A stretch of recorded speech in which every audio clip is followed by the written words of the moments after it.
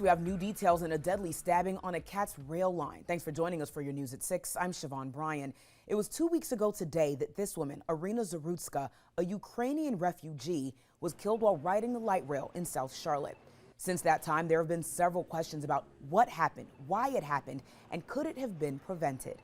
Today, Katz released surveillance video of the events leading up to and after her murder. And we want to warn you, some of these images could be considered disturbing to our viewers. We're not sharing images of the attack, but rather what led up to it. WBTV anchor Jamie Boll joins me live in studio with more on that video. Jamie? Yeah, Siobhan, first, before we show you anything, we think it's important for everyone at home to understand the process we go through in cases like this.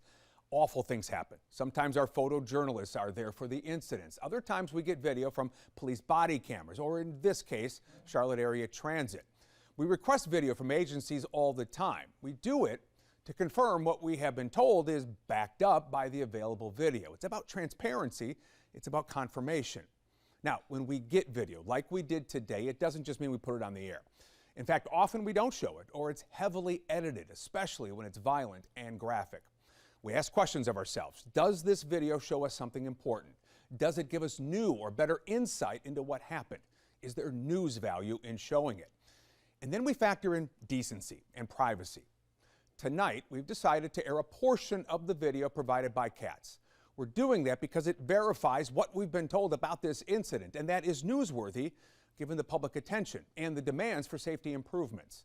We will not be showing the actual stabbing itself.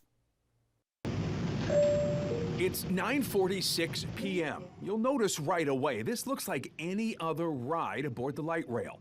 People are doing what they do these days, keeping to themselves, scrolling on their phones as they ride along. The man accused in the killing, DeCarlos Brown, is in the red hoodies on the right side of your screen. He appears to be maybe a little emotional, perhaps a little agitated, but nothing disruptive. There's nothing that gets anyone's attention. About 30 seconds later, Irina Zarutska boards. She's wearing a hat and a t-shirt from a pizzeria, and she sits in the row in front of Brown. She has earbuds in and is looking at her phone. She too is just minding her own business.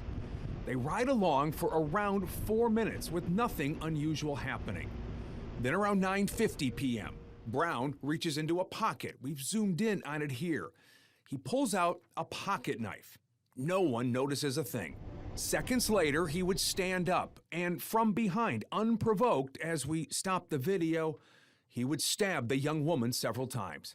She had no chance to defend herself.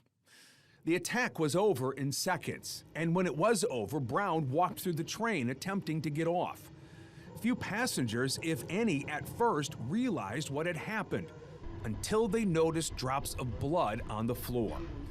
90 seconds after the attack, a bystander rushes down to begin lending aid to Zarutska. She would die from her injuries. 30 seconds later, 9:52 p.m., 6 minutes into the video, Brown leaves the light rail.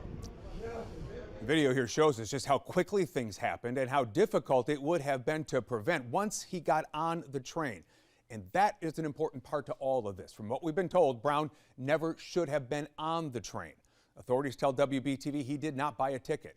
Katz says it is working on ways to keep fare skippers off mass transit. Siobhan?